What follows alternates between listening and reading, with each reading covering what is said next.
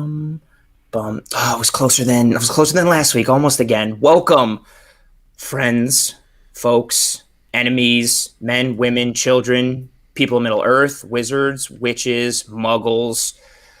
I ran out of things. This is another Warlocks. episode. There you go.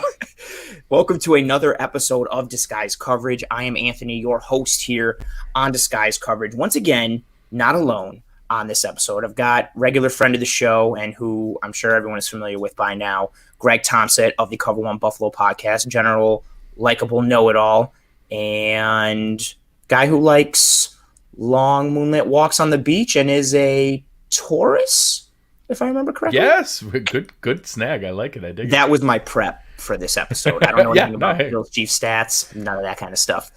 We will also be joined in a short while by Anthony Romeo from the Hoof Podcast, also part of the Cover One Sports Network. And the reason Greg is on this week, and we'll have Anthony joining us, is I know it's going to come as a little shock, but there is a Bills game again this weekend. Yep, as Greg is nodding, there is. And it's the AFC Championship.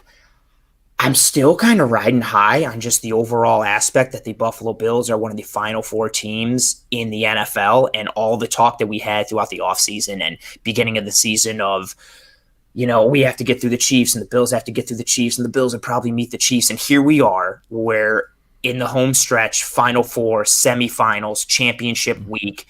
Say it again. Final Four, championship week. It just still seems so surreal that we're – and I don't want to do that to downplay the Bills or really throw in any sense of doubt, but just we're here. We're almost at the pinnacle. It's a wild feeling. Yeah, so I just did a quick spot on our friends up at Sportsnet 590 up in Toronto, and jumped on with them, and I told them, every year for the past, I won't say 20 years, but the past 10 years of really diving into this deep, right now I'd be neck deep in my 100th mock draft at this point. Like, I'd be about 100 mock drafts deep of what I've just completely played with and messed with and figuring out who the Bills are going to draft with the 12th pick in the draft or whatever the heck we had that year. And the fact that, like, every once in a while I see, our guys Russell and Christian and everybody else doing draft work, and they bring up a prospect's name, and I'm like, I've never heard that human's name before in my life, and it's awesome. I have no idea who that is, and I'm so laser focused and tunnel visioned in on this game and this season and these matchups. It's awesome. It's everything that I wanted it to be, and I can't ask for more. I'm so similar in that regard. I love college football, and I love the draft, and I've always thought that part of it is because, to your point, growing up as a Bills fan, all I've really known is like, all right, well, let's see what our draft position is. Who are we drafting? Kind of turn around some things, fix some holes, that kind of stuff. And so I've always wondered how much of my college football fandom and mock draft love, like I do the same thing. I start looking at mock drafts in like December normally. And because I'm always looking at like, okay, the Bills need this. We were terrible this year at this. And usually by like November and December, I'm sitting there thinking like, I really want the Bills to win this game, but also I'd like them to lose so that way they can move up 2 spots and get a higher pick. And instead, I'm just in the same boat every week. We're getting deeper and deeper and deeper. And the fact that it's come down to the Bills and the Chiefs, the defending Super Bowl champions, a team that has just at times looked like an absolute juggernaut. You and Aaron spoke about them on the Cover One Buffalo podcast this week on the preview show, that when they're on and they flick that switch on offense, they are invincible. You cannot touch them, stop them. They just look like, oh, what? We need to. They say we need to score. All right, cool. Touch. They just have an answer to every question the defenses throw at them. The good news is that switch hasn't been flipped for a little while. It's that they used to have stretches where it was just wide open and they ran the entire game like that, and they just ran people out of the gym. Mm-hmm. And we haven't seen that in a while. And a piece of that makes me nervous that they've been holding it back and that maybe they're going to try to unleash it. It's just, can they restart that engine to that degree without having shown it in, honestly, like 10 weeks? And that's a really good segue into some of what we're going to be talking about on tonight's episode. We're going to talk about some matchup things, some things that are key for a Bills win, some Josh Allen talk, some Pat Mahomes talk. And then also, these two teams, they met in week 6, and we're going to wrap up the show later with how they're different And again, this everybody keeps talking to. They played in week 6. Here was the result. Here was what happened, and dive into those details. But I don't want to write off Kansas City, and you can't. But the direction and the trajectory that the Bills and Chiefs have taken since week 6 has been, I don't want to say opposite, but Kansas City hasn't looked like the world beaters that they can be. And exactly to your point, is it a matter of, are there some like chinks in the armor, or is it still that they've just kind of put it into neutral, a la the Warriors in the NBA for those runs where they were just like, listen, we're just waiting until we have to try come the finals maybe, and we can put up 150 points on you in any moment. It's so intriguing, and just the fact that we get to talk about it is good enough. And we're going to jump right in. So Bills Chiefs AFC Championship game. It's still wild to even say it. Wait, before we go any further, is your background real? Oh, thank you so much. Appreciate you. Yes, my wife said it when I set it up. She's like, people are going to think the background's fake. I was like, no way. I'm not in Buffalo for this episode. I'm currently in New York City, where I've lived for the last 9 years. The wife and I had to come up here to do some things today and tomorrow. So yeah, we have this pretty cool, very real Empire State Building behind me. That's and then awesome. a little New York City skyline backdrop behind me. Yeah, she did a really good job in picking out a room with an awesome window. That's really awesome.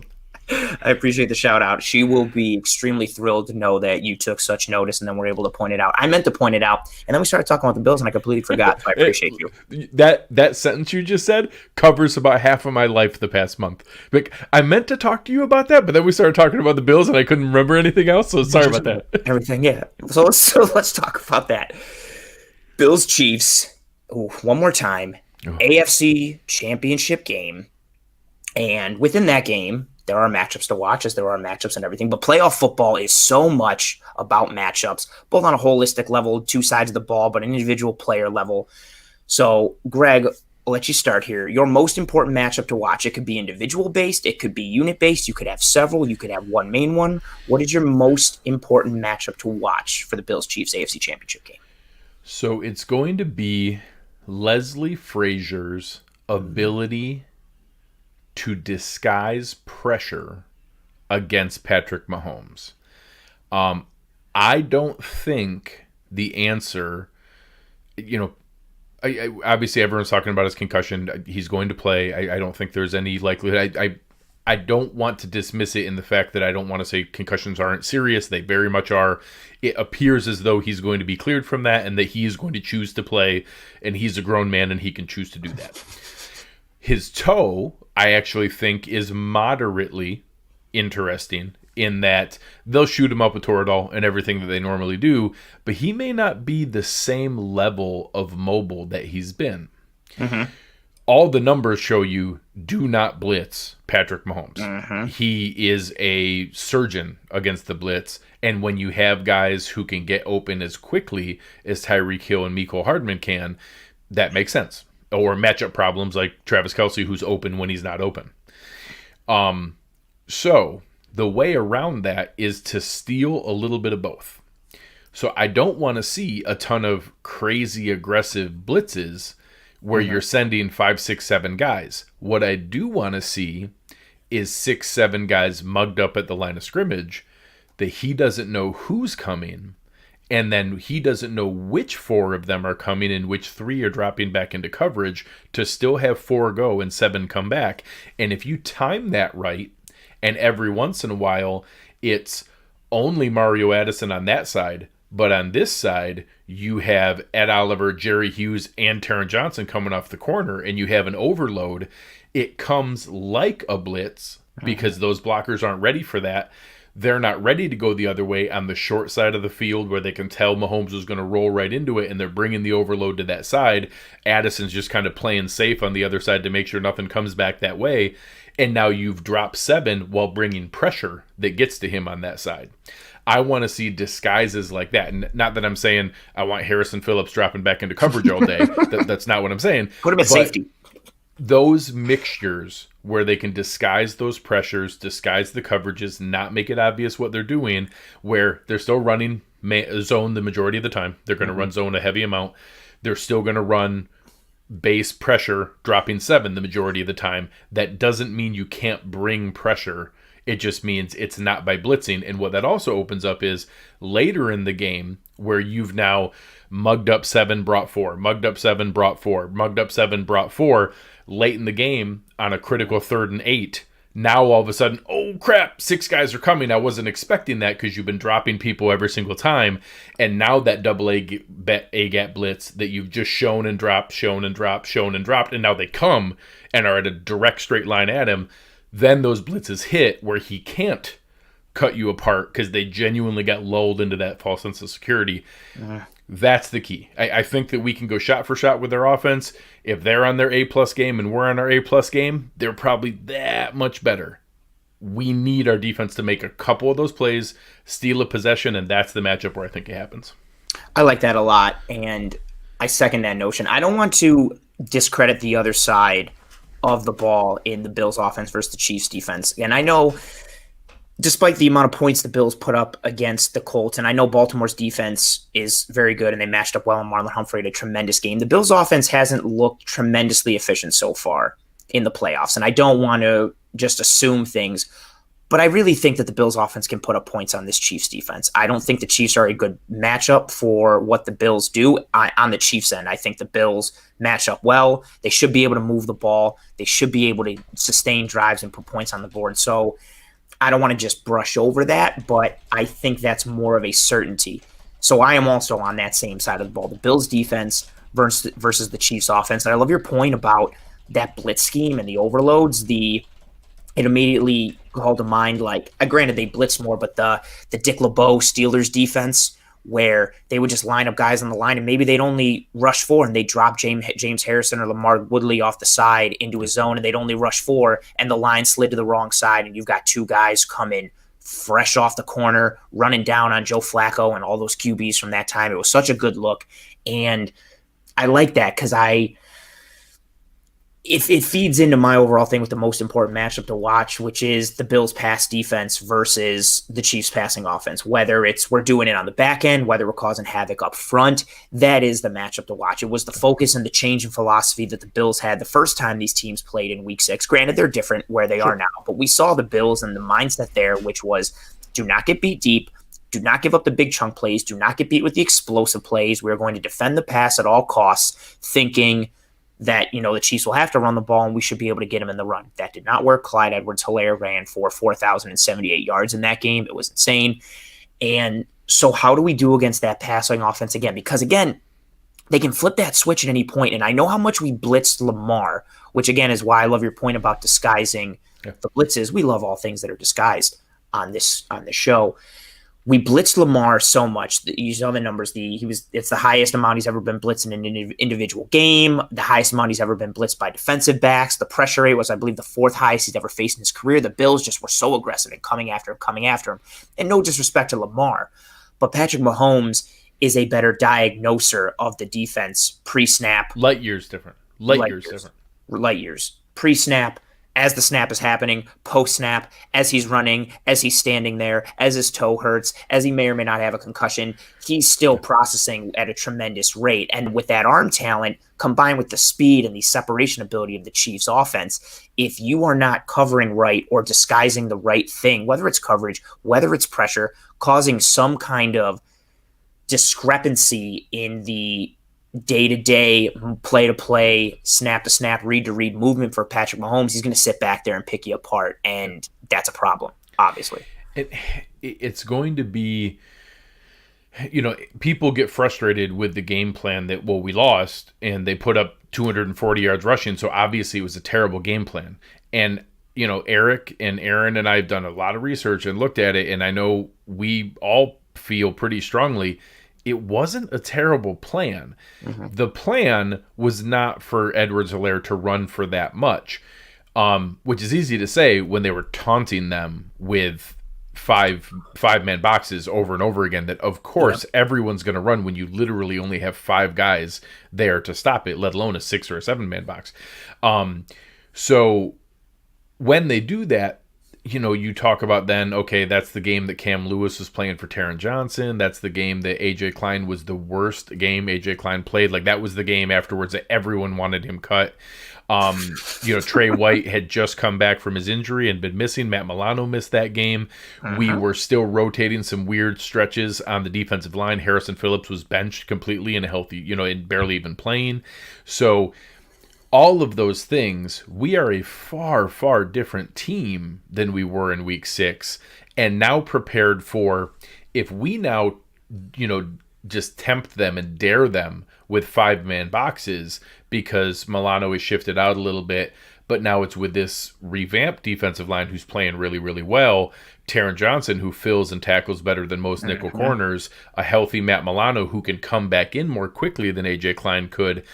Now the idea is that if we dare them to do that but rally and tackle better, now it could be a more effective game plan and executed better than it was then. So last time it might have been an okay plan. Maybe it was the wrong plan because they were planning on AJ Klein and Cam Lewis to execute that. And maybe that was unfair. Maybe that was the bad part of it. Now we might have the horses to execute that and have it be not terrible, and that if dropping 6 back into coverage and only having 5 guys around the line of scrimmage makes sense against these guys. Yeah, I think I echo that as well. I think the plan initially in the first matchup with the Chiefs was fine in theory, but in practicality and execution, it was lacking and it was not there. And I think I know the answer to the question I'm about to ask, but I'm going to ask it anyway. If you're worrying about the most dangerous weapon on the Chiefs, and there are several on offense aside from Patrick Mahomes, who are you more worried about in the passing game, Tyreek Hill or Travis Kelce? So, I mean, you're talking about, do I want to get hit with the sledgehammer or the Kill Bill katana? Tyreek Hill can kill you on one shot. Like, he gets the ball one time and he's gone. Travis Kelce isn't necessarily going to do that. Like, he's super athletic for a tight end. He's not running away from our entire secondary and, scoring on any given play for an 80-yard touchdown without a ridiculous breakdown in coverage. But he's so dependable. And that everybody saw what he did to Denzel Ward. Denzel Ward is a top 4 pick in the draft, phenomenal young cornerback, and he roasted him with a, post and spin back, route that was unbelievable, that a 6'6", 260-pound man should not be able to do. I'm more concerned with Travis Kelce because I think the Bills' game plan and ability to use brackets where you don't need a dedicated double team, you can just have continual pass-offs of 2 people paying attention to where he is as he goes from zone to zone. That's how he had 3 catches for 20 yards in the first game. He was healthy that entire game. They kept him under control because they had 2 people looking at him the entire game. I expect that to happen again, but last time, again, as we talked, I have a feeling Taron Johnson and Matt Milano can give a better run at Travis Kelce than AJ Klein and Cam Lewis could. So I'm hopeful that we do a very similar coverage plan of, the zone bracket version of 2 sets of eyes on Tyreek Hill, and then just trust that the handoff from Milano to Taron Johnson will be better against Kelce. I don't expect to shut him down and stop him. I expect it to be better. Again, this is going to be a theme, I think, because you and I are usually on the same page. I echo those sentiments. Oh, and thank you for the support, as always. Hit that like button. That is the lifeblood, amongst many other things, to us here. It tells other people about the goodness that we have. That's exactly a great way to put it. I'm in the same boat. Whether it's Trey or whether it's the bracketing, the way the Bills have been able to, I'll say, limit the efficiency and or the potency of wide receivers or the wide receiver position throughout the year gives me more hope that they'll be able to contain Hill on some level. But we've seen, and maybe it's just because I still have the Jack Doyle, Mo Alley, Cox performance from the Colts matchup still in my brain. We've seen time and time again throughout the year the Bills be beaten in that intermediate middle of the field, whether it's a tight end, whether it's the mesh concept, whether it's those crossers over the middle.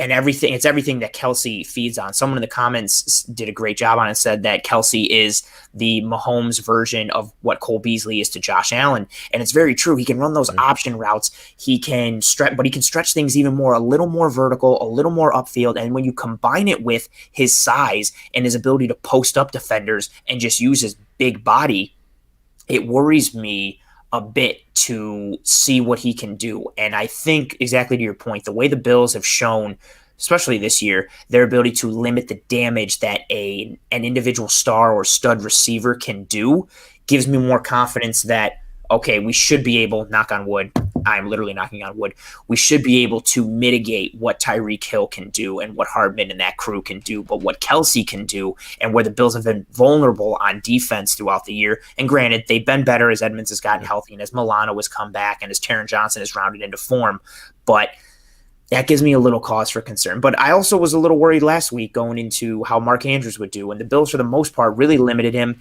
and the two biggest plays were they went to Andrews in the end zone, and Taron Johnson got a pick six, and then we saw Andrews get the ball again later in the fourth on that seam route up towards the field goal post, and we had multiple defenders on, and we're able to draw the ball loose. So I think we're on the same page here in terms of that matchup being that Bills passing defense, and again, whether passing defense holistically, whether you're thinking at it from the coverage perspective or the defensive front and the pressure perspective, that's going to be the key. Can you make Patrick Mahomes inefficient? Can you limit him? Can you mitigate the damage that team could? Ooh, that is very good. Sneaky one that I honestly I didn't connect that. The guards this game being John Feliciano and Ike Botker versus Cody Ford and Brian Winters in that game. Unreal. That's a great call by JM. Great call. The performances that Ike Botker has turned in and kind of solidifying the left guard position, unreal. So he's not some hidden superstar. We didn't stumble across some hidden, amazing guy. He is a starting caliber lineman. Like he is. It's shocking. Right? He is a starting caliber offensive lineman. It's delightful. I saw him and Winters as like interchangeable, and it was just kind of like, well, it's 6 of one, half a dozen of the other. And then Winters was so bad, no offense. And I was just like, put in Botker, and he's come in and he's really stabilized that position. It's been great. I've also seen a lot of comments coming through about the Patrick Mahomes toe issue and how to handle that and how to pressure him. We are going to get to that, but in a separate topic. So for those of you that have asked that, don't fret and don't think like, oh man, I can't believe they skipped over my really solid question. It is a solid question. We just haven't gotten to it yet. Next, and it's related to the most important matchup to watch for. The Buffalo Bills will win this game if... What is your answer, Greg? And it can't be if they score more points than the Chiefs, because that's a given. I know most people don't know that, but that can't be the answer. I looked into some analytics. The percentages of times that teams win when they score more points is crazy. It's high. Really, really high. It's like, I think it's like 74%. It's really high. Right. So I don't think they can win this game without creating a couple additional possessions. And I phrased it that way intentionally. Okay. It doesn't have to be traditional turnovers of a fumble recovery or an interception. Those would be lovely. Holding them into field goals are not going to win this game. Touchdowns will win this game. Holding them to a long field goal on a drive where they had really good position and you got a sack and knock them back out of it and they had to settle for a field goal, that's going to almost count like a turnover in a game like this. Obviously, both teams are pretty aggressive going forward on fourth down. A fourth down hold is a turnover. Turnover on downs is a turnover. Those scenarios, it's going to take a couple turnover caliber stealing a possession. I don't think they can afford to have the insane field position discrepancy they had versus Indianapolis. Ooh. This offense is not going to come into Bills territory 6 times and come away with 10 points. That's not going to happen.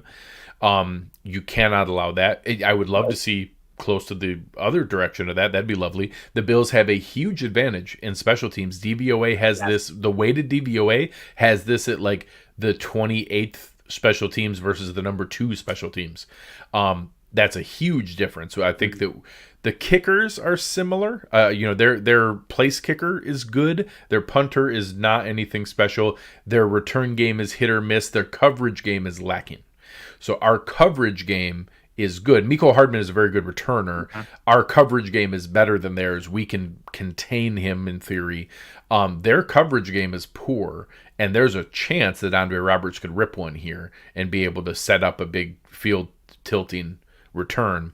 I think it's going to take something like that. It's going to take a stealing a possession or two, and not a ton, but we need to win that battle, that we take more turnovers, fourth down conversion misses, missed field goals or field goals.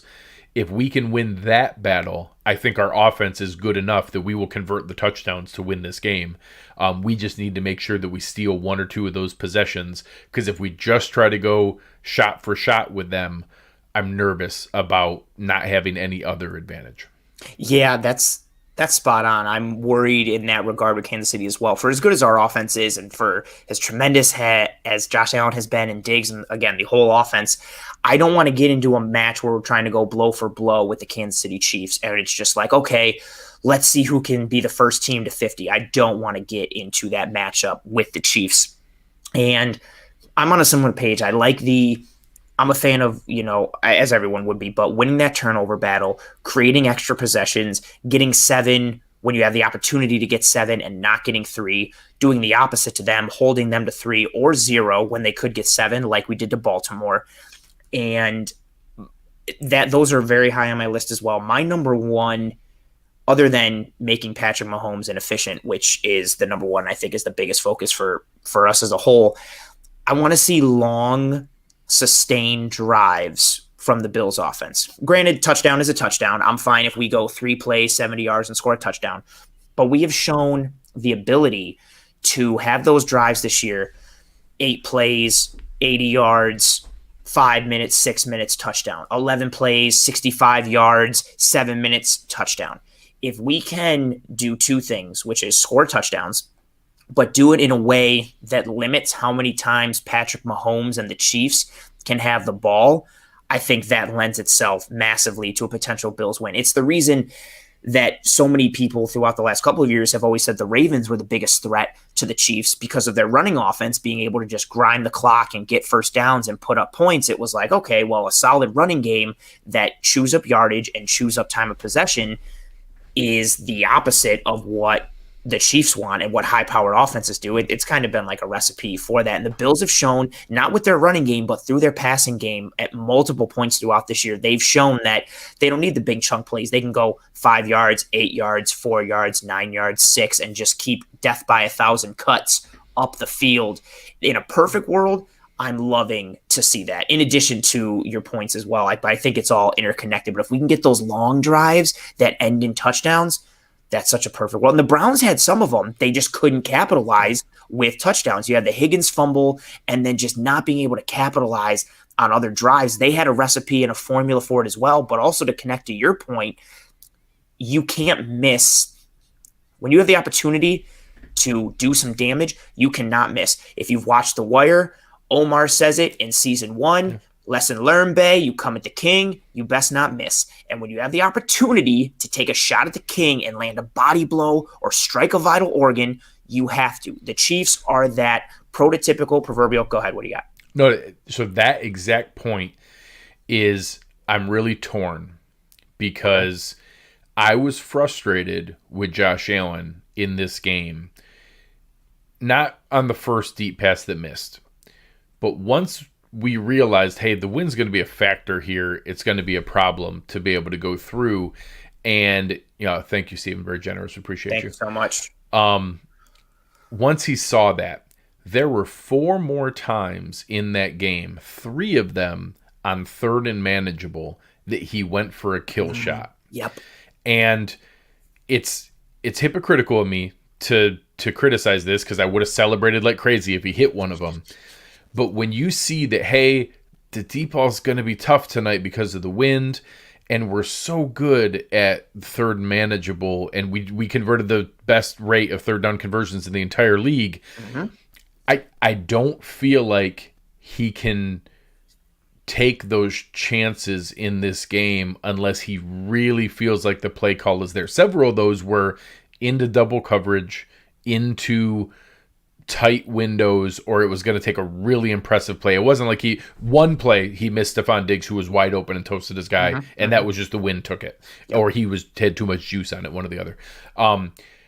I'd like to see him be more comfortable, and it fits into your request for the sustained drives. Yes. Convert those third downs. Give me 12 yards to Diggs on 3rd and 8. You don't have to go for the kill shot. Get it down closer to where if we don't get the kill shot, we get points. Or if we don't get the kill shot, we can go for a field goal. He went for those kill shots in spots where when we missed, we had to punt. And it just put us into a tough spot that, convert those, wait for that chance, then go for the big one.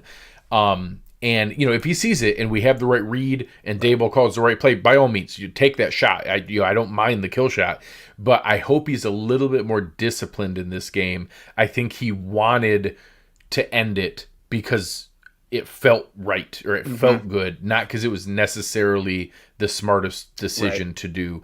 And I hope that, I feel confident they showed him those plays and drilled that in film breakdown that, hey, you had Beasley open here on that play that you took the deep shot. We could have converted, live to fight another day, and then get us into scoring range and then take that shot. Yep. So I don't want to lose that. We're not going to all of a sudden stop passing deep. He's really done better with that this year. I hope that we see a little more discipline in this game. I second that completely, and you are 1,000% right. It does fit in with what I want, and that's a big thing. If we're sitting there in 3rd and 5, and you can think maybe, I could hit this 30-yard pass, but the guarantee is the 6-yard completion over the middle or in the hook curls. Take it. Just keep getting first downs, winning on 3rd down. And to your point, it's something that we haven't seen. We saw it in the regular season. Bills led the league in 3rd down conversion percentage, 49%, which is unreal. They were ahead of everybody. Packers were second, also near the 49% mark. But in the postseason, Bills have not been good. It started with the Colts. They weren't good against Baltimore. And that type of inefficiency on offense and the lack of drive sustainability and sustaining those drives is a killer against Kansas City. You cannot do something like give the ball right back to Kansas City. Especially if you I'll say that on a 3-and-out scenario, that's a turnover. If you choose to go for the kill shot instead of converting and keeping the drive alive, that's akin to a turnover. You're basically choosing to give them the ball back because you didn't have the discipline to fight another day. And I'm nitpicking. Josh Allen has been fantastic. This is, we were joking. How phenomenal is it? If we just ask Bills fans, do you think Josh Allen kind of had a bad game against Baltimore? I think most fans would be like, well, he had a great season, but yeah, it was probably kind of bad. You're right. He completed 62% of his passes for over 200 yards, a touchdown, and no turnovers. Isn't it awesome that that's his bad game now? Yep. Isn't that fantastic that that's bad Josh Allen now? It's amazing. It's awesome to the point that, we have to really go hard to nitpick what he's doing because we're so used to being like, well, he didn't throw for 300 yards and 4 touchdowns, so why is he playing so bad? It's just unreal that we're at that point.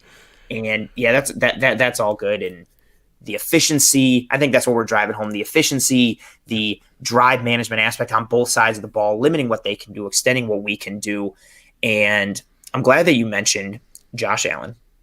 And I like Josh Allen. Yeah, I just don't know if he can fix his accuracy problem. 10 out of 10 would recommend. He will have. I still love that. I have it saved, the screenshot saved from the article that was written that if Josh Allen succeeds in the NFL, the Bills will have defied every human notion and math itself because, you can't fix. Oh, I love it. It's so beautiful. You and I talked about this last week although we are in alignment that wins are not a QB stat. Again, shout out to Bruce Nolan, the godfather of that.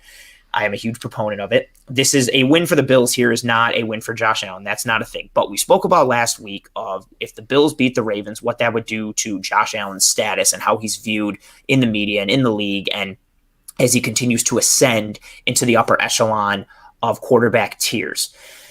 This game, if the Bills beat the Chiefs, and again, this is more of how quarterbacks are seen because it's a quarterback-driven league, and the wins or the losses, for better or for worse, are usually accredited to quarterbacks more than they are anyone else. If Josh Allen wins this game, and I guess even before that, if Josh Allen wins here, and the Bills win here, although again, I don't want anybody to kill me for this. I don't want it. Wins are not a QB stat. Does Josh Allen reach superstar status if the Bills win this game, or do you think he's already there? And also, Anthony Romeo is about to join. I'm going to add him to the stream. Welcome. You just missed the Trent Murphy segment of the show. Oh, yeah, God. Your favorite guy. I actually know before we get into some Josh Allen talk, Anthony, I do want to pick your brain on that. You are a major detractor of Trent Murphy, but he played so good against Baltimore. Has he potentially swayed you? No, do not twist it here. This is what Trent Murphy does. Are you kidding me? Last year, at the end of the year, this guy right here, Greg Tomstead, Aaron Quinn, all them in the preseason, dogged me when I said, cut him. He's useless. Cut him. Replace him with a average somebody off the street for $3 million instead of $9 million, and you would have saved that money. And now I'm obviously dead right on that. But why was everybody so high on him? Oh, he had a good game week 17 against the Jets where nobody played but him because he was useless to his team then. And then it was, the playoff game. He made 2 plays in the playoff game, which if you went back and watched that tape, which I did in the preseason, he didn't make those plays. Other people made plays, and the play came to him, and he was able to get it done. I mean, credit to him for that. But it wasn't just him. It was the other guys making the play too. So the Trent Murphy jersey that I bought you, don't send it. Oh, God, man. Listen, Trent Murphy deserves a job. If I were the GM of the Cincinnati Bengals, Trent Murphy, I will pay you whatever you want right now because you absolutely kill Lamar Jackson. You're good against Lamar Jackson. Please come play for us, But for the Bills, again, I've been a hater of – not even a hater. If he's out there, of course I'm rooting for him because he's a Buffalo Bill. But he made plays this week, and I was impressed, and I cheered for him all the way. But I'll give my mea culpa. I'll give a full mea culpa. I now believe in hindsight, one of the biggest impacts of not having a standard OTA, minicamp, and preseason is we didn't get to see the team didn't get to fully see what AJ Epinesa was ready to do, and whether Daryl Johnson was ready to take a step forward. And as I advocated for keeping Trent Murphy in kind of an all-in mode of, hey, we don't know what we have there. I'm not ready to just not have a 4th defensive end to rotate in and be part of this. And I hope that the 2nd-round pick is ready to do that. I'm not ready to just give away a functional guy for nothing. In hindsight, obviously, we could have got the exact same production and save that $8 million, and that I would much rather have that $8 million now than having had the safety net of Trent Murphy. But at the time, I think there was sound logic to it. I wish I could have seen that was it. The team scrimmages where you got to see like live reps against another guy for a week long. I think that would have given them the assurance that, hey, just like they did with Shady, they held on to the last minute. They saw Devin Singletary all through camp and preseason, like, hey, we can survive this. We can let him go. I think we would have seen the same. Yeah, they went with the guy with the higher floor, which was Trent Murphy. You know what he's going to give you and what he can get. Instead of kind of putting more eggs into that rookie basket. But again, in hindsight or in foresight for people like Anthony down below. The problem was that the one that really set me off, I think, when I was arguing with Greg and Aaron and Bruce Nolan and a few other people on Twitter, when I was like, please cut this guy. And everybody's like, no, we're going all in. And I just was baffled by that. I'm like, you don't go all in by keeping a guy who's overpaid on your bench. Like, you don't go all in with somebody who's playing 20% of your snaps at max, which was the expectation even coming into this season. It's like he's not going to play that much. So, yeah, I mean, it's easy to say now, but obviously I was this passionate about it. You were. He was. This is not exaggeration, folks. For anyone listening, this is as passionate as he was about it in August as he is right now. I'm like, please cut this guy. And again, glad he was able to make a play. Please sit on the bench. I never want to see you again. That's where it belongs. With the injury report of what we're seeing now, I actually think the Vernon Butler injury is going to be a weird domino that has matter of fact, combined with Daryl Johnson. I think they have to have 9 active linemen, and Quentin Jefferson just plays more D tackle. I expect Trent Murphy to be active for this game, but we'll see whether that matters. Hey, I hope he makes it play again. Don't get me wrong. The hero rides again. The highlight for me this year was I forget which game it was. 2 plays in a row. 2 plays in a row he got busted, and I was just like, get him off the freaking field. And then he never saw action again after that. So almost literally. Oh, yeah, almost literally. Until now. I was All so right, disappointed we can circle that. back now. No, yeah, we'll circle back. I was so disappointed, Anthony, that you couldn't join right from the start because I told Greg, I was like, I had sent Greg a message and I was like, we're going to start with some Trent Murphy talk just because I want to see what Anthony says. But this worked out so much better with having you join mid and then segueing it. Oh, this is just better than I imagined. All right. Yeah. I actually am ready to answer your question about Josh Allen and his status. Yes, let us do that. I want to pull up this comment real quick from Justin. Yes, that really is my view right now. I'm not in Buffalo. I'm in New York City for this day, so it's not fake. And I that appreciate really is you. The Empire State Building over his shoulder. That really is. And then other New York City skyline over that other shoulder. Greg, nice. Back to your answer that you have started to go, and then we'll go to Anthony, not me, the other Anthony, because two Anthonys are better than one. Does Josh Allen reach superstar status if the Bills win this game, or is he already there? So I think the important perspective here is superstar status is not something decided by Bills Mafia or Bills fans. Right. We already know what he is, and he's ascended above that into savior status of what he is for us. You answered it with your comment about Bruce Nolan and his logic. Why does he have to go on a campaign to explain that quarterbacks are not a win stat? You want to know why? Because the national media assigns success to the quarterback. And if Josh Allen takes down Phillip Rivers, defending MVP Lamar Jackson, defending Super Bowl MVP and defending Super Bowl champion Patrick Mahomes, and then either GOAT Tom Brady or this year's MVP Aaron Rodgers, he is going to reach a level of national prominence that will be like he is then going to be top 3 in NFL jersey sales across the country. He is going to be the obnoxious guy that we see in every other State Farm commercial or all the progressive commercials. He is going to be, because also he's a tall, handsome kid who has an affable personality and is kind of funny. People are going to love him in the right settings of things, and he has one of the power agents as well. He's with the Tom Condon former agency group. I don't think it's Tom anymore, but if he pulls off this run or even gets to the Super Bowl and has a shootout, and just looks, wins this game and then gets to the Super Bowl and has a shootout, he is going to ascend into a national prominence that we have never seen, because when the Bills were great, it was pre-social media and pre this 24/7 world, and there wasn't all the coverage that exists now, that we never got to see. Bruce Smith should have been how Aaron Donald was talked about, and that there were entire show segments breaking down his pass rush moves and all those. That's we never got to see that in that superstar status when we had 4 or 5 Hall of Famers on the same squad with the coach at the same time. That's the kind of error he's going to get into if he wins this game, and I do think he needs to win it. I think that he's got. Now he'd be in everybody considers him really, really good, and he's in that next tier, but we would love him, and some people would argue that he's the 3rd or 4th best quarterback. If he wins this, you will now have the, maybe not literally Stephen A. Smith and Nick Wright and Skip Bayless, but those talking heads on the shows, that now it's going to lead the Kaiir saying, is Josh Allen more valuable than Patrick Mahomes? And somebody's going to make that case because it's going to be good talk and good discussion. That's the kind of air he can get into with a win here. Oh, all right, Anthony, what do you think? Echo those same sentiments? Definitely similar thinking points there. I mean, you nailed it, right? It's a difference between what Bills Mafia thinks and what the world thinks as a whole, right? And how do you, if we're thinking like Bruce Nolan, how do you define superstar? What pieces make up superstar? That's what that's very good. What pieces? How do we, now let's break it up. Because the thing for me is Baker Mayfield a superstar? No, he hasn't done crap in this league. Are you kidding me? Putting him as a superstar?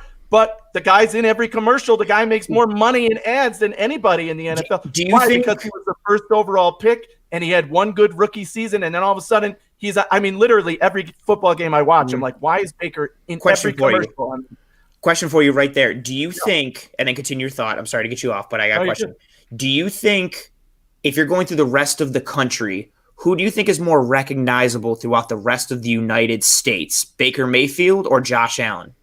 Right now, I would still say it's Baker, even though because he's in the commercials, right? Maybe if my wife fantasy. watched Bills football, she'd say, "Oh yeah." Maybe fantasy. That might be the only offset is how many people play fantasy football, and he ended the season as the highest scoring player in all of fantasy football, depending on the format. That's a good point. There's a chance, but I actually think you're right. I think like if you ask wives and grandmas across the country, more of them know Baker Mayfield than know Josh Allen. And again, maybe it's because he was the first overall pick, and he had that good year, and everybody's like, "Oh, yeah, they took a gamble that they were getting in early, and that the rookie year was just the beginning, and they gambled that hey, we're getting in early on this guy. He's going to be the resurgence behind Cleveland. That's going to be an awesome story. Let's sign up with that early." And they obviously prepaid because they would have taken that money back by now. I'm on record as a Baker hater. I don't like the guy's attitude. I don't like him as a quarterback. He was the one guy that year that I said, please do not draft this guy. I do not want him no matter what. But, I'll give him credit. He's had a decent year this year. He certainly was in the beginning of the year. I was saying his team was winning in spite of him, not because of him. Yeah. But at the end, he won a playoff game. He got there. Awesome question here. I want to hear your guys' quick answer. In the movie that inevitably is going to happen, and we'll play, we'll play Hot Tub Time Machine here, that an actor currently that's ready to play this, who is the guy who plays Josh Allen in the movie? Ooh. Oh, I have my answer. Liam Neeson, because somebody takes one of Josh Allen's kids, and then he has a special set of skills that will allow him to get the kids back, but the skill is just throwing footballs through walls and hitting criminals. I dig it. Anthony, do you have one? Ooh, I'm still thinking. That's a good question. Okay. So it's got to be somebody like super recognizable, like, Hugh Jackman or somebody like that, but it's younger, Yeah. So looks, he started out kind of doughy and goofy and likable, and then became a super rocked up superstar. Chris Pratt. Oh, I was gonna say. I was thinking Chris Pratt. Take Chris Pratt from Community and from Parks and Rec, and then his journey through becoming Star-Lord and what he looked like in those movies. And honestly, they look kind of similar. Chris Pratt is going to play Josh Allen in the Josh Allen. Got a lot of. That is a well thought out answer because he does kind of look like him in that. Yeah, and you've got some Chris Pratt in the chat. We've got some Chris Hemsworth, some Chris Evans. So basically, anybody with the first name Chris. Any Chris. Yeah. Pick a Chris, any Chris. Yeah. So getting back to Izzy superstar status and how he gets there, we talked about this a little bit on our Tuesday show in terms of what he has left to prove. I said, if he wins the Super Bowl, he could gain 50 pounds, never throw another pass, and he will be worshipped forever as the superstar in Buffalo. Yep. Period. No matter whatever happens again. If he wins the Super Bowl, it's over. He's a superstar. But for the NFL, I think what he has to do now, because you could think of guys who had one great year and then disappeared. Carson Wentz, even Lamar Jackson last year was certainly, everybody was labeling him a superstar. He still is to me, but certainly not the expectations people had for him coming into this year. Josh Allen has to maintain it. That's all he has to do is maintain what he did this year, next year. I'm not talking like literal, he has to hit the same number of yards. If he's 100 yards short, he certainly still had a good year. If he's two touchdowns short, the range that like the Russell Wilsons and Aaron Rodgers go to every season isn't an MVP caliber season, but their range is elevated. So I think if he can do that again next year, I compared it to Pat Mahomes, right? Pat Mahomes' rookie year was unbelievable when he played, but they didn't make it to the Super Bowl, right? And then the next year, he won MVP, but they didn't make it. Then the next year, he won the Super Bowl. So he's proven consistently. That's why, hands down, he's the biggest superstar in the NFL. If people ask that question, he's the first name that pops up. Josh Allen can do that now he's gotten to the AFC Championship game. It's still unwritten what's going to happen the rest of this season. But now if he comes out next year and continues it, he's going to be the superstar in the NFL. And the thing with Josh Allen is that even Pat Mahomes can't say is he's done nothing but get better every single year. So the only logical answer here is that Josh Allen's going to be even better next year, which is insane to even think, but it's the only logical thing anybody could say at this point. So, I mean, he's right into Angus's question. Yep. Has Josh hit his ceiling, or will he make it? Anthony Prohaska, why don't you start on this one? So I was literally about to click on that. You see, always in my head, Greg. Very sneaky. Very sneaky, sir. To connect it with the initial point that we were talking about of Josh Allen and his superstar status, I think that superstar status is tied to national media perception, talking heads, the grandmas and the regular people who live in the center of the country who don't watch football all the time and they really just watch the primetime games and stuff. Do they know you or not? And I think beating Pat Mahomes here puts him into another tier, but I think he has to win a Super Bowl to solidify it and then continue on that trajectory next year, much like what Anthony said. And that's perfect with the question here from Angus. Has Josh hit a ceiling or will he make another jump? I don't think he's hit his ceiling. You have, and I don't want people to try and roast us for, it's because you're homers or you're Bills fans, yada, yada. This was a guy who came into the league in that quarterback class. We had such variety with what Baker could do. Darnold, Lamar, Allen, and Rosen. And I think the uniform consensus for Josh Allen was that he had the highest ceiling, but he also had the lowest floor. He could be one of the best QBs in the league, or he could be out in a year and a half, 2 years. He was not polished. He lacked a lot of mechanical development. He was just below in certain metrics. And Greg and I spoke about this way earlier in the year. A lot of that was the product of he wasn't going to these elite camps in high school. He wasn't playing this awesome competition, whether against or with. He went to Wyoming, no disrespect to Wyoming, but he wasn't playing with regular high caliber NFL talent or playing against it. So he had to develop. NFL practice squad skipper Tanner Gentry is the best player he played with in college. Yeah. He can't catch on to an NFL roster. Correct. So he that's was what the best player he played with. There you go. That's what he was working with. Again, no disrespect to them. But with what we saw Allen do from year 1 to year 2, and then from year 2 to this year in year 3, I don't think it's out of the question to say that he can make another jump. Whether or not that jump could be as significant as year 2 to year 3, I think that would be a little hard to do. But this is a guy who's still growing just in his ability to play quarterback, his mental processing ability, his ability to read the game, his ability to mentally play the quarterback position should, in theory, only get better. And when you combine that with his physical raw tools and the work ethic that he's put into the physical and mechanical work of playing quarterback, I don't think it's ridiculous at all to say that he'll continue to make another jump. So jump and ceiling are relative. Mm-hmm. So Fair. I think we see an improvement. Yes. I don't think he's hit his ceiling. Yes. That doesn't mean we see better stats next year. Oh, agreed. Yeah. Fair. Or, very fair. Honestly, it's not out of the question that 4,600 passing yards and 50 total freaking touchdowns is not his career year. That's not out of the question.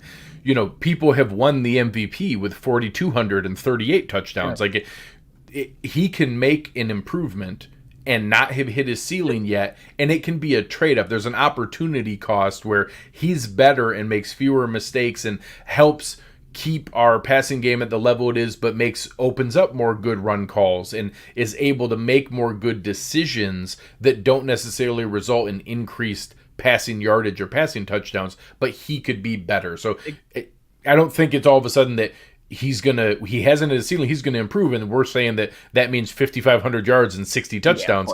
Yeah, it's just that he can get better, and we will see it in the consistency of his play. Yeah, the only thing else, I think it's literally impossible for him to take as large of a leap as he did this year, right? Because that's just it's astronomical, high, right? Yeah. So, but the one thing Josh Allen has done, and I've been saying this all year, I said it in the preseason, it's why I did predict Allen to take a jump this year. Certainly didn't see him going quite this far, but I said he would be in the MVP race because his team was going to win at least 12 games, and he was going to be the reason they won, period. So, but Josh Allen, the one thing he's done that no other quarterback in the NFL, at least that I can think of or ever that I've seen, has grown this linearly in his career, completely linearly. So what happens now? Well, he's on that linear growth. Now it's just what happens to the slope of that line, right? So you had the slopes here. He's still going to take another spot up next year, but it's going to, he's slowly reaching what that ceiling or his peak performance or best play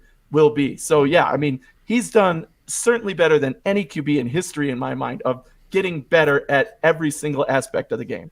Yeah, I think that's fair. If you're going to put a top at it, I don't think it's out of the question. I don't know that I'd say it's likely. He's one of the few people who could break the records that Patrick Mahomes and Peyton Manning set. Like, that's within the range of possible outcomes, is that Josh Allen has that crazy Peyton Manning, Patrick Mahomes season where it's like 55, 56 touchdowns and 5,400 yards, I believe.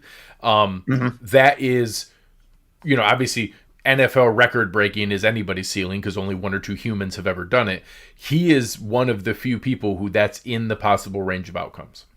Yeah, I think that's very fair. And again, it's a good point here. I think the key is don't confuse statistical regression or improvement with the ability to overall increase or make another jump. He could throw for less touchdown passes next year and still be a better quarterback than he was this year. So don't Patrick Mahomes regressed in the season he won the Super Bowl. Correct. That's exactly He was worse than his MVP season, and he was still phenomenal and won the Super Bowl. Exactly. And I want to pull up, we're getting so many great comments. And first of all, thank you so much for your donation, John. Again, another one of the many aspects of the lifeblood that is a Cover One. And his question here, can we talk at who Josh Allen had in 2018? No offensive lineman except Dawkins still in the league. No number two wide receiver. The dynamic. Did you guys see the graphic that he's referencing that was floating around? Yes. Somebody did a graphic that showed every single player that Josh Allen played with and like what their stats were this year or if they're out of the league. And it's like Logan Thomas and everyone else is out of the league. Like that was the whole list. That's a good point there from John there. And I guess I want to ask this as we're still talking about Josh Allen. Anthony, we'll start with you on this one. Do you think Allen would have had, and I mean, I guess this is relative, but if he had a better supporting cast in some form or fashion, how much do you think of a better rookie year does Josh Allen have? Or do you think because of how raw he was coming out of college, he's still going to have that level of inconsistency that he had in his rookie season? Better is a relative term for sure. Yep. I mean, God, if those guys caught a few more passes, he would have had a better. How many of those were deflected off of them and got intercepted? I mean, we watched those games. We know what happened. Could it have been better with better talent? Abso-freaking-lutely. But the joy of Josh Allen is the reason he's so good is he's able to do self-reflection and say, I can get better at this. Here's what I didn't do well. Here's how I need to get better at it. If Josh Allen didn't have as many turnovers his rookie year, that might not have been something he focused on and said, I need to do better at this. If he had receivers to throw downfield, maybe he wouldn't have focused on, okay, how can I pass the ball more than I run the ball next year, right? And it's those things that's his mindset. He says, here's what I need to do better. Here's how I can get better. And I'm going to do everything I possibly can to work toward that. And that's what he's done. And I think that you combine that with, like you said, the relative scale of it. So maybe if he has a better surrounding cast, instead of 52% completion percentage, he has 55 or 56. I don't think that all of a sudden he has some. There are plenty of those. So we saw the ones that bounced off their hands. We saw the ones that went 5 yards over their guys' heads out of bounds too. Like he wasn't ready, and that wasn't their intention. Like, granted, I am as big of a Sean McDermott advocate as exists. I am his champion in all discussions. He still did start Nathan Peterman twice by his own choice. Like, he chose to do that 2 times. The plan was that we would go out and get a caretaker style quarterback, A.J. McCarron, and or Nathan Peterman. And I'm going to say another name here. Josh Allen was supposed to be on the Patrick Mahomes plan. He was supposed to sit for 15 games and then get a couple reps in the last game of the season and then be ready in season 2. And if the timelines merged, and that's not possible with the way that they had to eat the salary cap, all the dead cap space in the second year, and they could only afford to add Beasley and John Brown the year after that. But if somehow they were able to sit him the first year, and then Stephon Diggs, Cole Beasley, and John Brown all came in that second year, it's not out of the question that we would have seen a more Mahomes-like curve for Josh Allen, in that him getting a whole year to refine things and then diving into it. We had to see him suffer and learn and struggle, and that it ended up being I think Anthony's spot on. That is his fuel of how he got to this level. And maybe he doesn't hit the peak that we saw without those public struggles driving him every moment, that he didn't give up and stop working out or stop trying to work on those things. But it's funny how those different things could have happened slightly differently. Yeah, and I think to your point, you mentioned briefly, but he grew with the coaching staff that grew now too, right? Pat Mahomes went to one of the most veteran coaches in the world with phenomenal weapons from day one. Exactly. You know, so that was a situation where this team was, oh, we got Josh Allen. Now what? Okay, well, I'm a head coach who doesn't quite know what I'm doing yet. I'm an offensive coordinator who's brand new and has no idea what I'm doing. And many fans wanted him fired for 2 years. So, I mean, they've grown together, which is such a huge thing with this team too. And I think Randy echoes your comments earlier that having him struggle through that, I think in the long run was the best case scenario. Even if it was scary and frustrating and having to learn how to do more with less, I think he's going to end up better for it because of it in the long run. Yeah, I echo that as well. I think that it's similar and on par to as painful and as terrible as it was, the Cardinals' loss this year. How many times it's been pointed out that loss, and it's been said by the players as well, was kind of a moment that galvanized everybody, and they were like, all right, no more messing around. The focus has to be better. The execution has to be better, and it's one of those lose the battle to potentially win the war type of things. Having it burn in their belly through the whole bye week. Exactly. Beautiful. Letting it burn. Ooh, a little Usher there. Let it burn. And the rookie year, I think, was a little baptism by fire for Allen, got him a little more motivated, almost in the same aspect as losing to Houston last year in the playoffs, where it just sat and stuck in his craw and fueled him and made him get better. And I also wanted to circle back to the point regarding Mahomes, because it's never ending where we constantly see, oh, if you go back to the draft, do the Bills trade that pick or shouldn't? They should have taken Mahomes. They should have taken Mahomes. People seem to not recognize the context of the situation that Patrick Mahomes was put into, exactly like you guys said, the coaching staff that he was drafted by, the weaponry that he was already surrounded by, and then the plan of sit your rookie year, you're going to learn behind a very intelligent, very smart quarterback in Alex Smith who knows anything and everything about the system that you're going into. People often overlook that, just like they overlook the fact that even when the Chiefs took Mahomes there, this wasn't like oh my God, the Chiefs just got the best guy in the league. People were like, you know what, actually, it might be a little early. I had a second-round grade on him, but you know what? He's a great fit for Andy Reid's system. Let's see what happens. People tend to overlook that, and then when you juxtapose it with his first year, which was really his second, and then you compare how Allen struggled, it's obviously apples to oranges in the system and context that they were in. But to bring it all full circle, I think as we echo, I think that rookie year – initially, yeah, the plan was let him sit behind and learn the game and let it come to him. But in the long run, as we see in year 3, I wouldn't change a thing about the path that he was on. What he learned both on the field and off, the adversity that he faced and the fire that it created in him and how it drove him and shaped him. And I'm thinking of Batman with Bane, like the darkness molded by it. That's exactly like what he was. And the person, the constant chip on the shoulder Josh Allen that we see now, I don't know if you necessarily, and I'm going to even say I don't know, I don't think you have that Josh Allen without a lot of the adversity he faced in that rookie year. Yeah, I think you're spot on.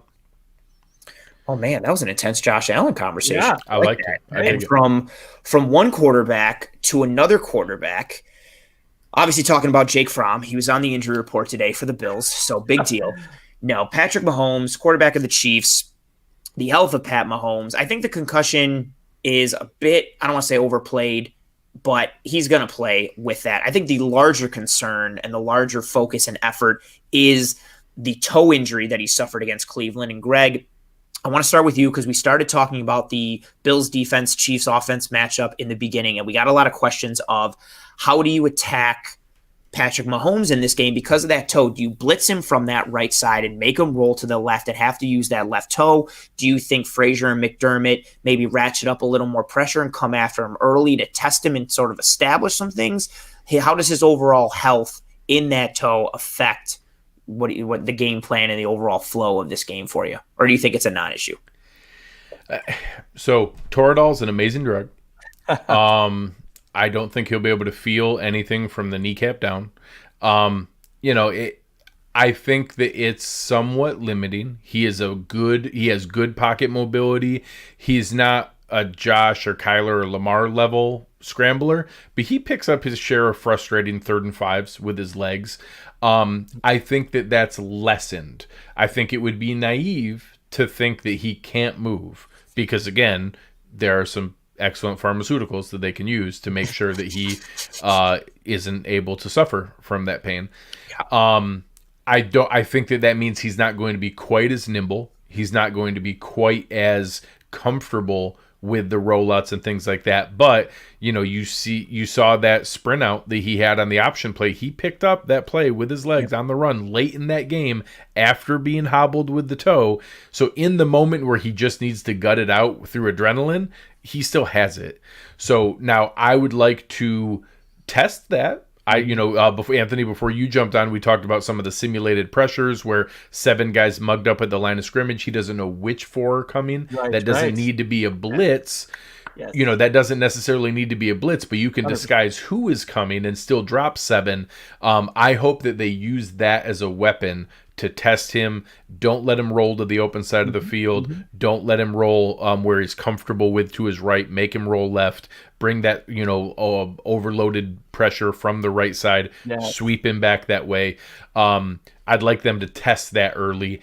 I'm not planning on it being a game-changing element because, like Josh Allen, he has a bazooka attached to his right shoulder and can make off-platform throws that only 3 of the 4 quarterbacks left in the league right now are capable of doing.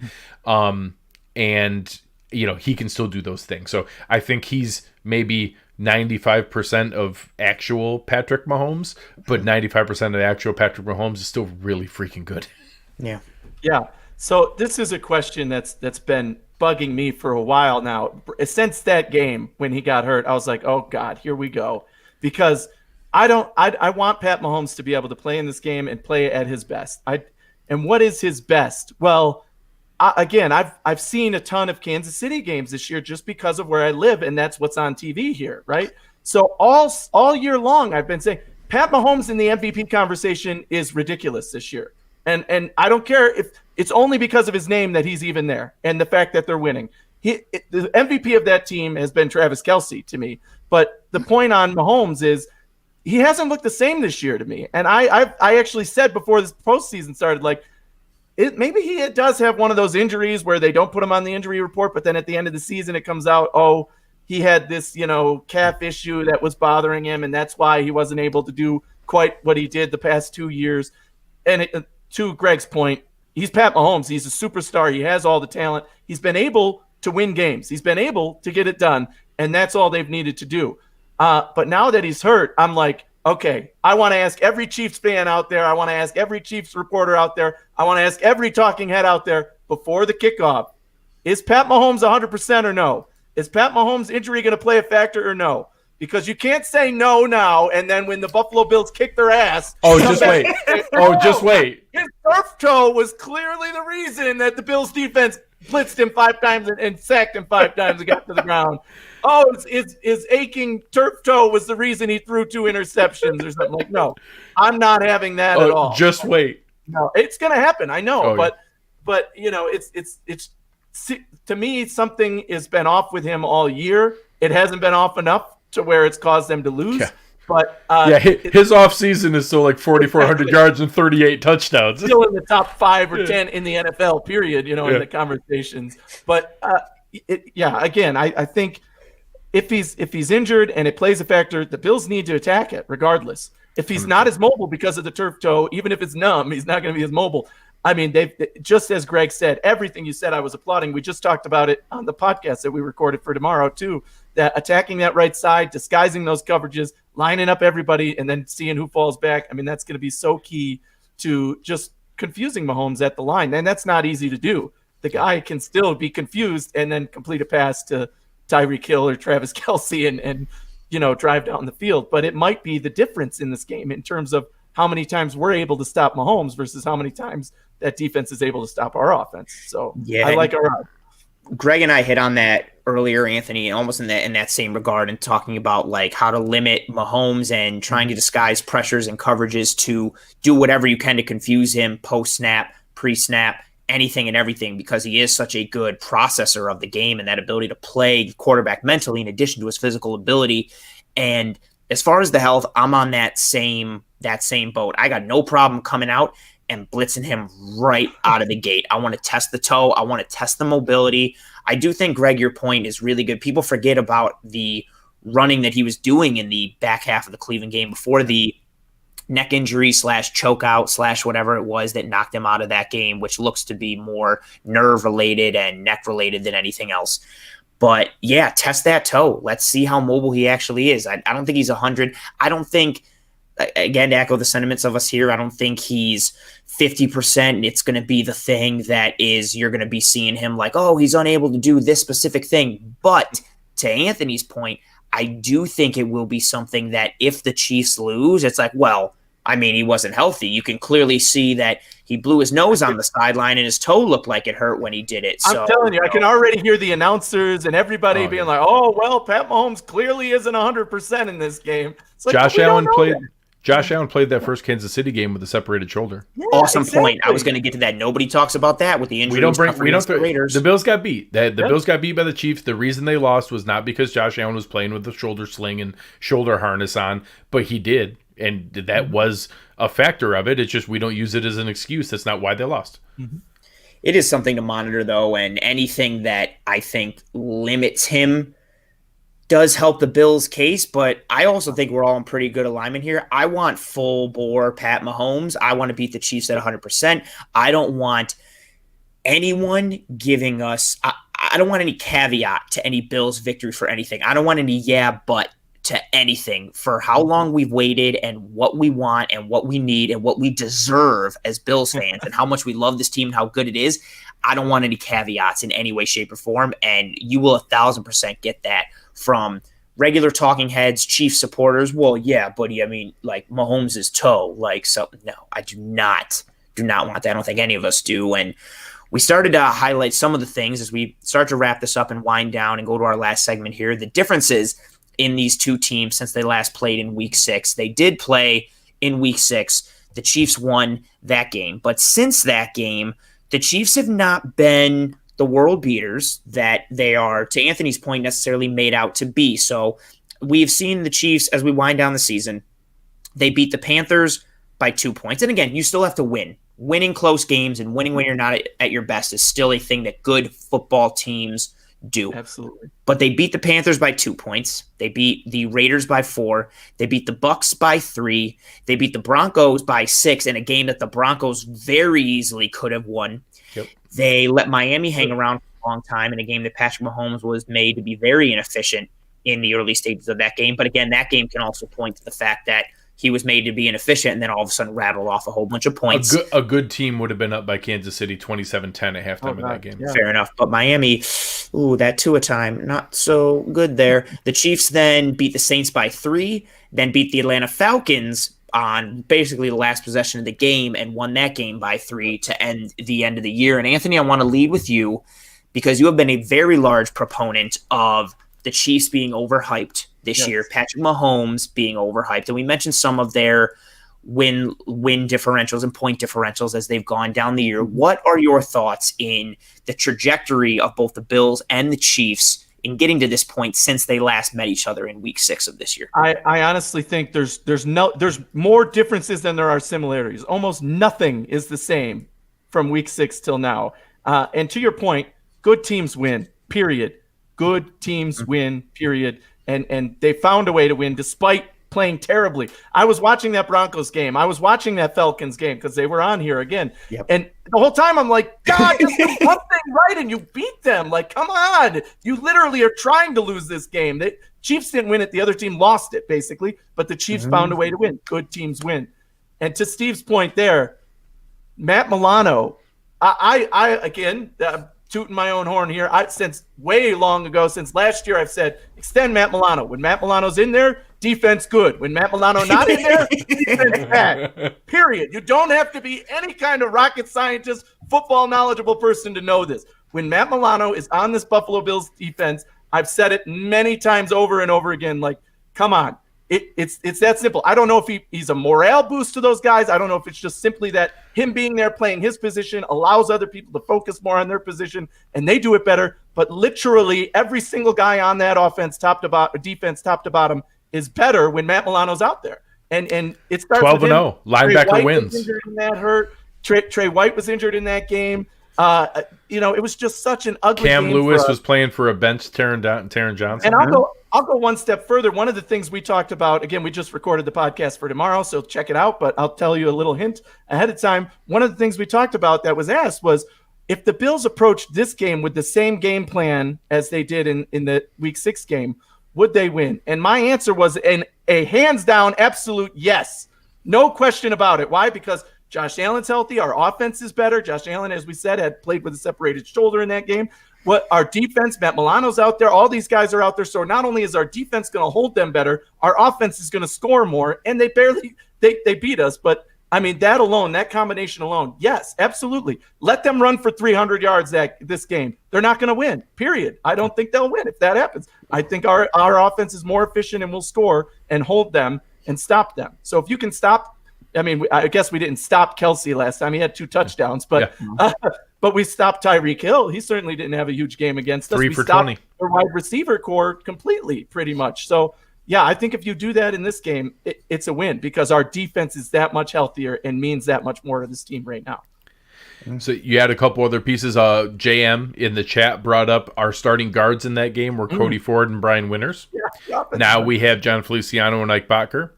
We're seeing that was also the weird one because we had that stretch with the shuffling of the schedules, and we also had the weird tight end room that was all of a sudden COVID positive. So different pieces that I think the Bills are undoubtedly a better team now than where they were at that point. Mm-hmm. When you combine that with every metric shows the Chiefs are not the caliber of team they were early in the season when they were blowing the doors off of people. Their special teams has taken a huge step back. Their defense has lost some pretty critical pieces in different spots. Everybody can name 3 players on the Chiefs defense because everybody knows Tyrann Mathieu, Chris Jones, and Frank Clark. Yes. And then most people can't name a 4th defender on the entire defense. And as you go through there, they've lost some pieces. They're also rotating through another offensive lineman. Mm-hmm. They've had different things going there. I can't wait to see Jerry Hughes against Mike Remmers. That's going to be fantastic. Yeah. I'm looking forward to those different battles that are taking place. I think Ed Oliver has an opportunity for a breakout national TV prominence game. I think they need to capitalize on those. I think they need to do that. But I think all those differences, virtually all of them, tilt Buffalo's way since that Week 6 game. Now, that by itself doesn't mean this is all of a sudden going to decide it for them. It just means that any of the people that are talking about this as some underdog versus David versus Goliath thing, these are 2 incredibly evenly matched teams, and you can make the case that today the Bills are the slightly better team between the 2. So they're the defending champs. They have the defending Super Bowl MVP. It's in their home. There's a reason Vegas has them favored. There's also a reason they're only favored by 3. I was just about to say that. Yeah, even Vegas is smart here. They're saying there's 2 teams. They're evenly matched. The biggest the line has been is 3.5, I think. So between 2.5 and 3.5, usually home field automatically gets you 3. So they're telling you this Buffalo has a chance. Oh, coin flip. 2 points here that I know. Thumbs up, Bills. I know Anthony would love this. So Trent Murphy and Harrison Phillips revenge game for being benched last time, and then comment from Steve Noble. The biggest difference in Steve Noble's mind. Trent Murphy has been rested for a week. Fresh. So semi-serious note: Trent Murphy's not going to win us anything. Harrison Phillips has been playing noticeably better. Harrison Phillips is like, if we're. So one thing we talked about earlier, I won't rehash everything, but for you, Anthony, we talked about how your game plan point, where part of that was we were taunting them with 5-man boxes and daring them to run the ball. Well, now the way the defensive line is playing and a healthy Milano and Edmonds, maybe we can do that and rally and tackle so that he's not running for 12-yard runs. Maybe it's more 4 and 5 yard runs. That is a huge difference in what this could do to that game plan, where the plan wasn't terrible. It just wasn't executed all that well. Yeah, that's exactly what it was. And the aspect of where these two teams are, and Greg, your coin flip is getting some love in the chat there. It's such an interesting point because we're talking about Kansas City, I'm sorry, we're not. Kansas City is being talked about as if every show, as if they are still the exact same juggernaut and team they are, or that they were last year. And all respect to them, they are the defending Super Bowl champs, and we do know, as we spoke about earlier in the show, they do have that ability to flick the switch, and when they do, they are deadly, they are lethal. They are unstoppable. But if you look at these... You touched on that Atlanta game. That Atlanta game is as good of an example as exists. They were dog crap for that entire game, and then they needed the game-winning touchdown drive, and it was just precision surgery down the field. And it was, that's them. Okay, there it is. And there you go. And they end up with that win in a moment that we've seen... Missed field goal. Oh, God. And even that should have gone to OT. They've had so many moments. And when you look at the trajectory that these teams have been on, I don't think it's wrong at all to say that the Bills have been the better team since week 6. Mm-hmm. And when you look at all the things that we started to talk about, Matt Milano being back is a massive one. We already mentioned the Bills being undefeated with him. With him, the Bills are allowing 18.6 points per game. Without him, they are allowing 29.8 points per game. I believe the rushing stat numbers without him, they're allowing like 120 or 130, 128 roughly rushing yards per game. With him, they're allowing only 94. He makes a massive difference. The two Anthonys on the show right now are massive proponents of Matt Milano. Yeah. I am also massively on the extend Matt Milano train, bandwagon, whatever you want to call it, for a variety of reasons. He makes a big difference. Tremaine Edmonds being healthy this time makes a big difference. Taron Johnson being in form makes a big difference. The Harrison Phillips one, Greg, is also a tremendous one. Eric and I on the Cover One Film Room this week went over the Bills' game plan against the Ravens, and I wish I remembered it in my brain, but the stat that Eric put out, I believe since the bye week, I think Harrison Phillips is like the second best graded defensive tackle in the NFL. He's put up some ridiculous numbers and comps, and the performance that he had against Baltimore was tremendous. We saw that swim move where he immediately blew up the run play. He's been stout in run defense. He's not completely made the need for a true one tech go away, but he's definitely mitigated what that hole was, and he's really started to solidify some things. And I think credit to him for that injury, coming off of the injury that he was coming off of last year, being at that size and the position and the weight, you need some time to kind of round into form and get a little bit healthier. He's been so much better. Go ahead. Yeah, you can really see the coaching staff rewarding him, right? He's kind of quietly gotten more snaps every week. And then slowly you start seeing him in plays, meaning they're calling his name in the plays, and you're like, oh, wow, Phillips is out there more than we thought. Oh, yeah, wow, he's actually playing better than we expected or thought because, he was on the bench for the majority of the season. But I think, being healthy, getting more snaps, being able to play back to his form, he's really fitting in well with this defense. And maybe that's been the difference in how they've continued to grow into the postseason. Yeah, he's made a difference, and our defense has gotten healthier. I think that's the biggest one that we've all touched on here and there, or at least it's the biggest one for me. The form of the defense, the health of the defense, I think makes someone in the comments and in the chat put it in there. Forgive me for not pulling it up, whoever was that made the comment. But if both teams bring their A game, and that's what we always like to compare. If both teams, or both opponents, whatever, bring their best and are 100%, who wins with their best? If the Bills bring their best and the Chiefs bring their best, the Bills are the better overall complete football team. If you look at all three phases, I think. And I don't think this should be a shock to Bills fans. If the Chiefs offense is on their A game and the Bills offense is on their A game, the Chiefs offense is better than the Bills offense. But if we're looking at defense, but it's close, much to Greg's point earlier, it's close. But if the Bills defense is on their A game and the Chiefs are, there's a larger discrepancy there. And if the special teams aspects are on their A game, there is a larger discrepancy there than there is between the Bills offense. Way more than the gap on offense. The gap on offense is 99th and 98th percentile kind of stuff. Whereas the defense, we're not 99, but we might be 85 and they're like 65. Right. Like it's a much bigger gap on defense. And special teams might be further. I said the weighted DVOA we talked about before we jumped on, the Bills are second and they're 28th. Yeah, it's enormous. Yeah, and the special teams, the Bills for the majority of your weighted DVOA, again, factoring in recency into that performance, they're second. Majority of the year, they've been top 5, and they've been 4th. Their special teams has been solid all year. It's a very underrated aspect. I think this is like we're hitting on the number one thing that frustrates me about the media in general. These guys are supposed to be football analysts. Well, then analyze the football and stop analyzing what people want to hear, right? Look, there's something to be said for what you said earlier. Kansas City is the defending champions. Kansas City continues to win games. Kansas City is still the team to beat. But when you look at the football, the Bills are the better team coming into this game. The Bills have had the better year coming into this game.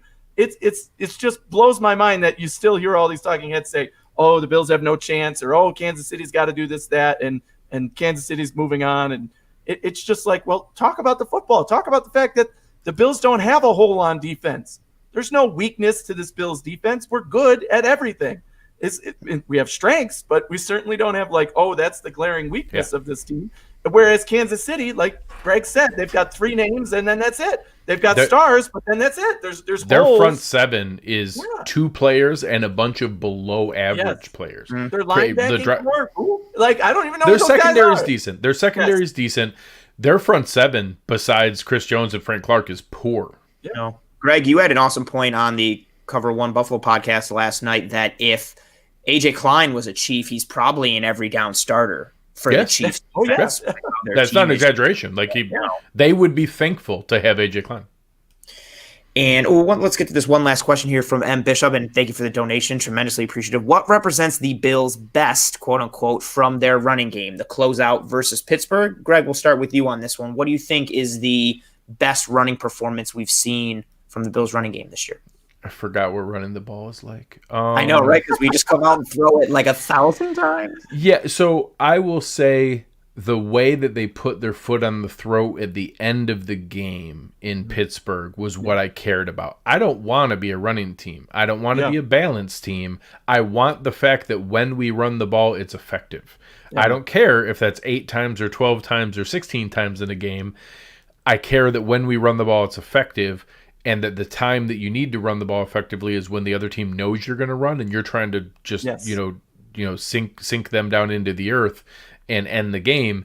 They did that to an incredible degree in the Pittsburgh game. Ben Roethlisberger and Mike Tomlin punted with 7 minutes left in the game, and they never got the ball back. So that's the kind of run game that I want, is where we pass for the first 3 quarters and then we take the wind out of their sails with the running game when we need to. But yeah, that's probably our strongest performance from that standpoint. I think there were better games. Maybe the Raiders game, we had a little bit better running game early, a couple spots early in the season. There was a game where both Moss and Singletary both had 70+ yards. There's a couple game they ran well. Yeah, there's a couple of those floating around that one Pats game was probably a pretty good example. That probably technically were a better overall run game, but it's something that all I care about is a little bit of efficiency when we do it. Otherwise, just keep chucking the rock.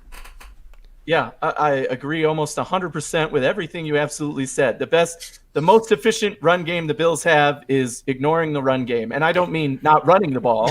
I mean, you don't see it, right? It's not what pops out at you, right? It's the end of the game, just handing the ball off, and that's how you're running out the clock. You're controlling the clock. The one thing Josh Allen has done phenomenally well, especially in the playoffs, is play action. He's changed the line, changed the call at the line of scrimmage. He's used the play action to look like he's handing it off and then complete a pass. And those plays where they've done the dink and dunk, where we've stopped running the ball completely, but you throw the ball 1 yard and that guy runs it 5 yards. That's basically been our efficient run game plays. How awesome is it that in that opening against Baltimore, we passed the ball 20 straight plays and they ran play action 6 times?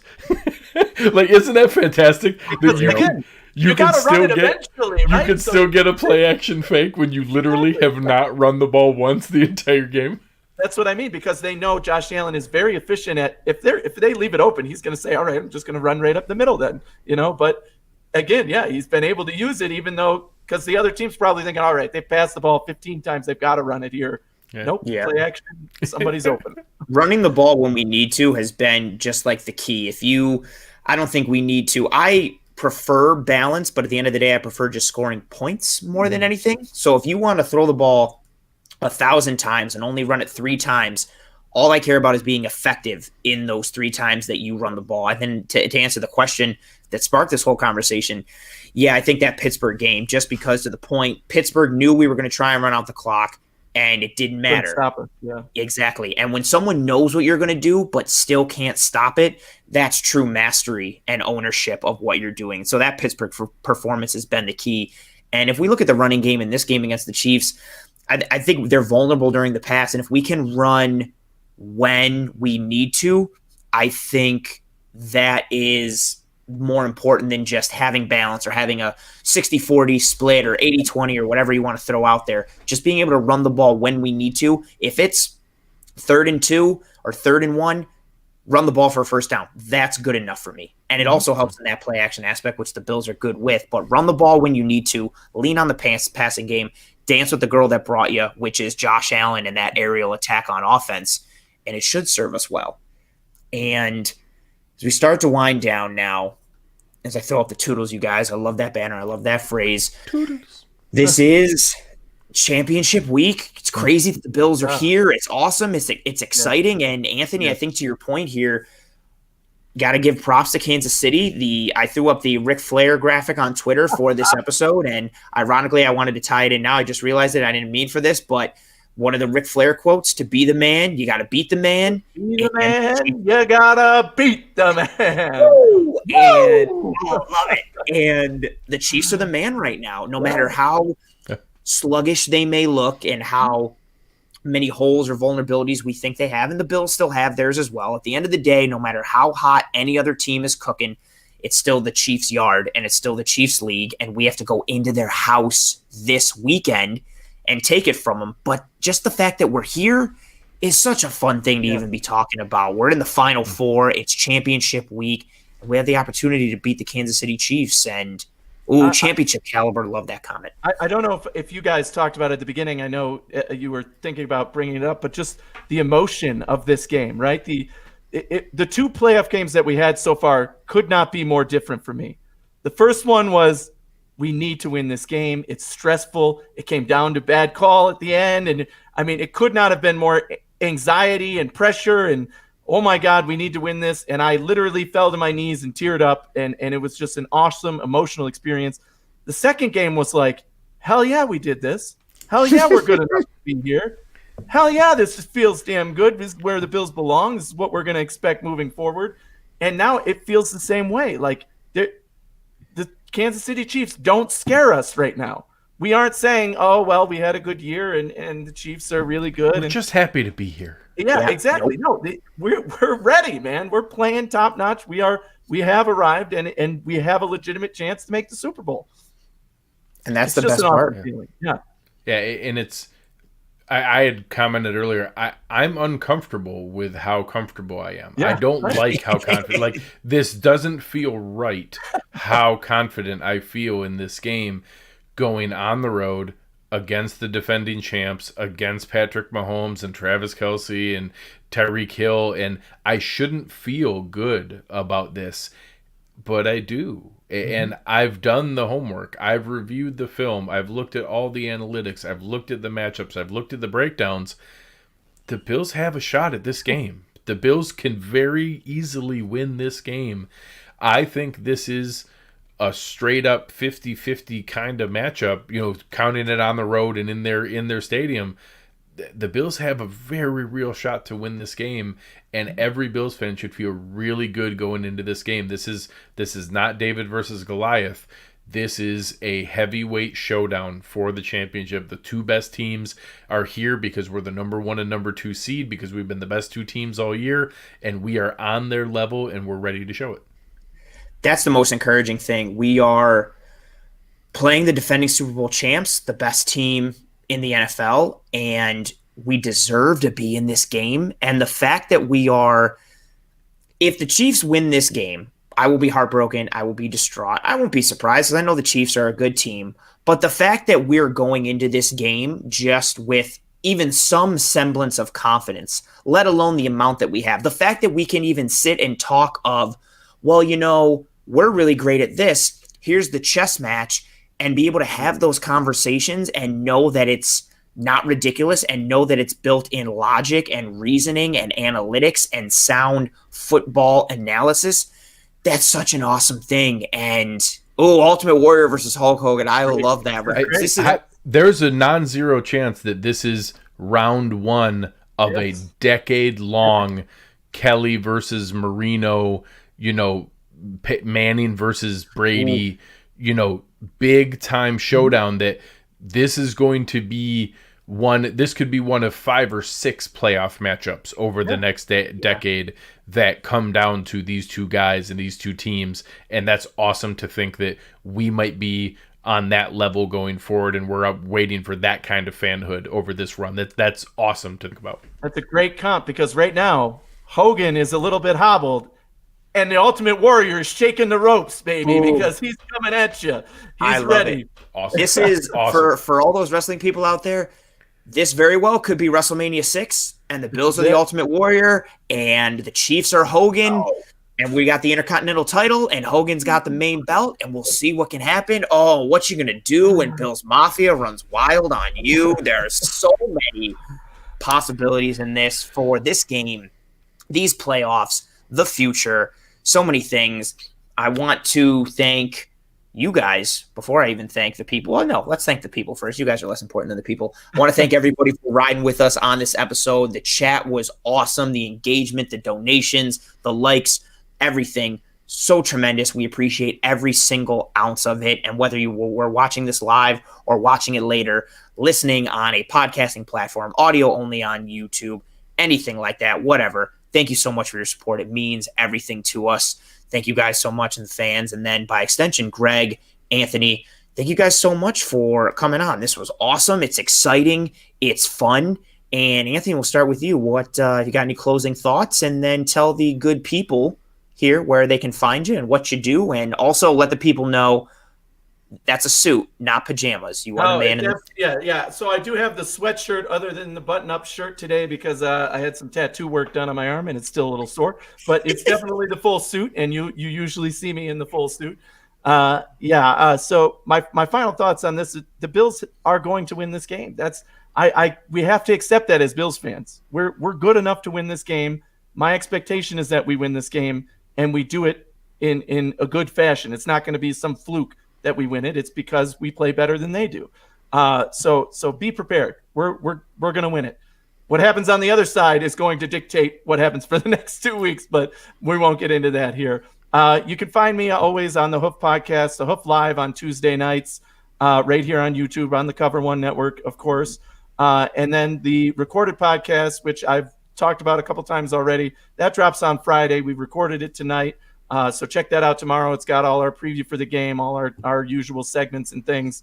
So check that out as well on all of the podcast networks, under Cover One, under the Hoof. So you can find it there. And on Twitter, of course, at Anthony Romeo NY. Always there, always interacting. Love it. You can see my posts. Have a lot of fun. He'll be throwing out a lot of Trent Murphy support and throwing his jersey for Trent Murphy that he's got. Hey, I'll be a Trent Murphy stan if he's out there. There we go. You guys can find me at Greg Thompson doing the Cover One preview show, Cover One postgame show, and jumping on a half a bajillion other shows here and there as we go. I think we are in for that heavyweight match back and forth. I think that we see, maybe the Bills jump out a little bit early because they're a little rusty. I think the Chiefs come back, and I think we might see a stretch from the third quarter down to the fourth quarter where it's literally touchdown drive after touchdown drive in a game that we remember for ages. I predicted on the show 41-38 Bills because Josh Allen goes down and scores a game-winning touchdown.